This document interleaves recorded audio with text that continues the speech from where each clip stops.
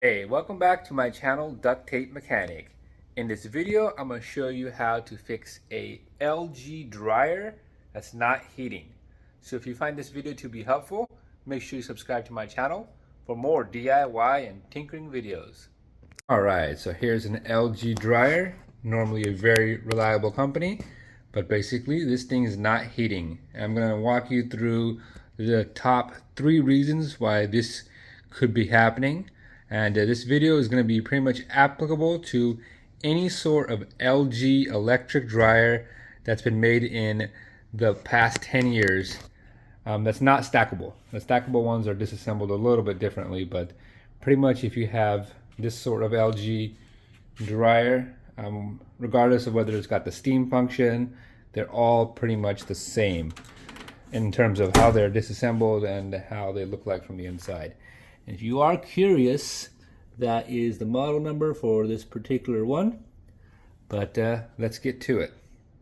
Alright, so the number one thing to check is to make sure you actually have 240 volts going into the dryer.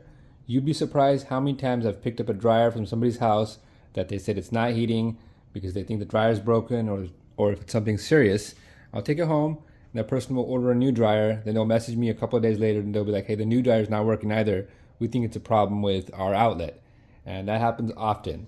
So measure to see if you're getting 240 volts at the dryer. Now you could do that by measuring the outlet itself, or you could just measure the terminals at the dryer. That's what I like to do. It's a little bit more hazardous, but it allows me to eliminate the potential of a bad cord as well. But use your discretion, and whatever you feel more comfortable doing, do that. I'm just going to see if I got 240 volts between this terminal right here and this one right there. And you see we have 240 volts. Now if you don't have 240, it is very possible that your dryer turns on and it will even spin, but it will not heat, because the 240 is actually only used by the heating element. So it is very possible to have what looks like a functioning dryer but have an issue with your outlet. Oftentimes if you have that, it's usually a loose neutral cable, but you would have to have a electrician look at that. Alright, so after that, after you verify you have 240 volts, go ahead and unplug your dryer from the outlet, and we'll go to the next step. Alright, so we're going to be inspecting the heating element. To get to that, we'll have to disassemble the dryer. To do that, we need to first lift up the top right here. It's being held in with 2 clips. They're about 1.5 inches or 2 inches from the edge. This is probably the trickiest part of the whole thing, because the way the clips are, it's a little bit hard to undo them. But I'm going to undo them first, and then I'm going to show you how to do it, so you get a better visual of it.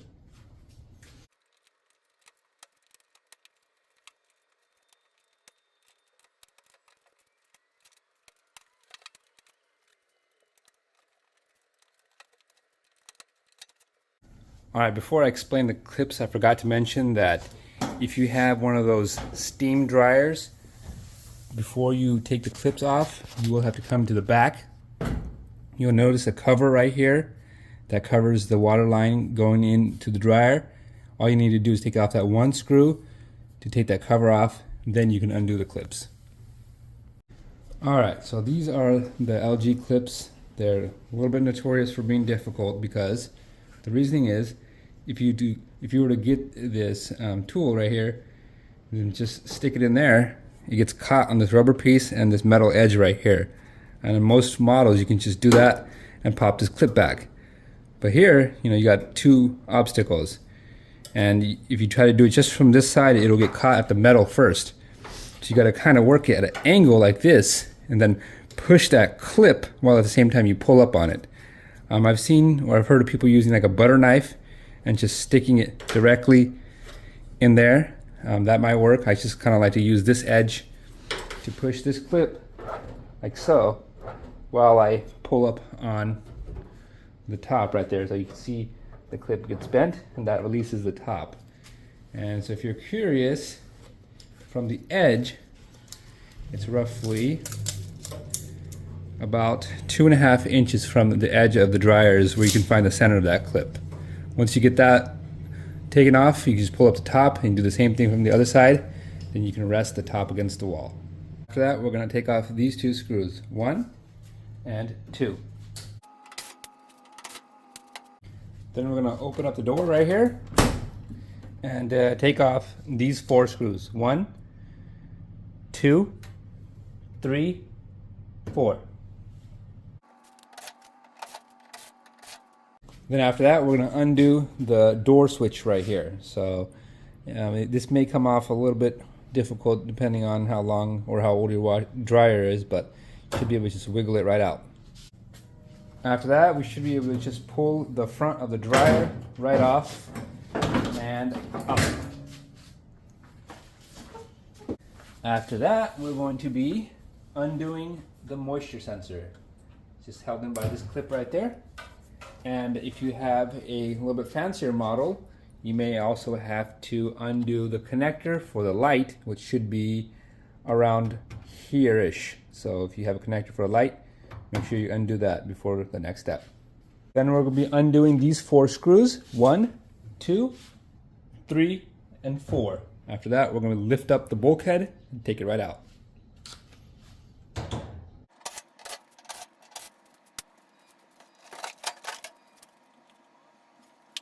After that, we're going to be removing the drum, but before you do that, I like to get a marker and just write F on this front portion of the drum so I know that this is the front of the drum. Alright, so to undo the drum, first we need to unhook the belt from the idler pulley. So to do that, you just push back the idler to the left and at the same time loop it out of the motor pulley, and it should look something like that. Then we can just grab the drum, should be able to pull it right out. Alright, so now what we're going to be doing is testing the heating element. Now this heating element is fairly robust and I rarely see them go bad, so I'm just going to show you how to test it, but how to physically change it. It's just a couple screws right here, and then just unhooking all of the wire connectors, then 1, 2, 3, 4, 5, 6 screws that hold on this casing. And you should be able to take that heating element right out. But like I said, this is very rarely the problem. But anyways, it's important to note that's red, blue, yellow. So we're just going to unhook all those wires, red, blue, and yellow. And then we're going to get our multimeter, put it into continuity mode right here. So it beeps when we have continuity. And just check continuity between all of the terminals right here. So top to middle, top to bottom, bottom to middle, and just for fun, there we go. So that proves our heating element is good. And if you had a break in the heating element between any of those tests, you definitely have to replace this heating element. Now another thing I like to do is I like to just make sure to test the heating element if it's not grounded or anything. So you can just go to this terminal here and check it against the casing. Then you just leave this one, then you go to the middle one, check it against the casing, then go to the top one and also check it up against the casing. That just kind of shows us that's not grounded. But anyways, so that was how you test the heating element. And if you do need to purchase a new heating element, I can make it so it just pops up around now in the video, so you're not hunting around for the part. Alright, so after you've verified that the heating element is okay, that pretty much leaves us with these 4 components. You got the thermostat on the blower motor, the temperature sensor, then you also have the high limit cutoff, and the thermostat on the heating element. Now basically, all these components, these 4 components are like 35 or 40 bucks combined at the most. So what I like to do is I like to just, once I've eliminated the heating element, just replace all 4 so you're not reopening and instead of trying to do one thing at a time, because they are a little bit difficult to test. I mean, you have to have these thermostats operate at different temperatures, so you have to get to a certain temperature in order for it to open and a certain temperature in order for it to close. So instead of trying to spend all that time for very little, monetary benefit, just go ahead and replace all 4 of these components because they come in a kit. I believe everything besides the temperature sensor comes in a kit where you could get for like $25, and the temperature sensor is another 10 or 15. So $35 to $40, and just replace all 4. In order to do that, you just have to just do one thing at a time. Most of the time, this is held in by 2 screws. So the high limit and this thermostat is held in by 2 screws. Take off the screws, take off 1 wire at a time, put it onto your new one, and there you go. This one right here, the thermostat on the blower motor and the temperature sensor is held on with just 1 screw, and same principle applies. Just pull the plug, take the screw off, put the new one on, and that way you're not having to reopen your dryer trying to troubleshoot these issues. Obviously you could actually test this high limit. All you have to do is run a continuity test, pull the terminal right here and just run a continuity test, and that would tell you that the high limit is blown. But then you need to figure out why it's blown. Most of the time it's because this thermostat is bad. Now, I will say, if you do go this route of replacing all 4 of these components, make sure that after you do that, you don't have any sort of air restrictions.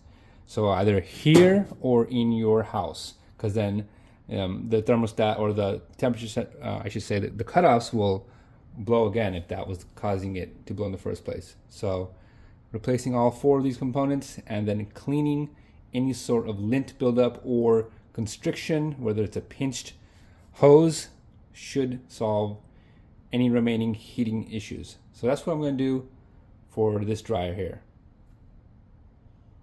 A kit will be something like this where it has pretty much all of the components. So I'm just going to swap them all out.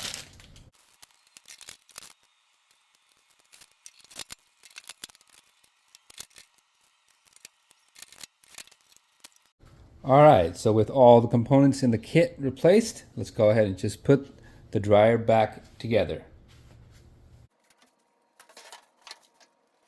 Putting the belt back on can be the most confusing part to somebody who's never done it before.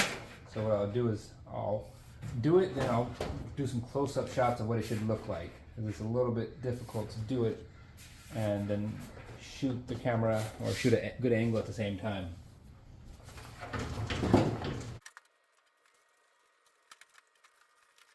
So the belt should look something like that when it's properly seated. So you see it right there.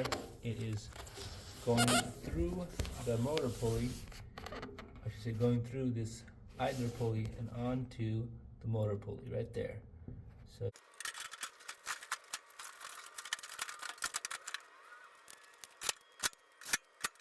after you get the bulkhead back on there, don't forget to plug the moisture sensor back in. Alright, time to put the front panel back on, and in order to do that, this bottom portion has to go into the pegs in the bottom of the dryer. Then it should just clip into place right here. Then we can put the screws in afterwards.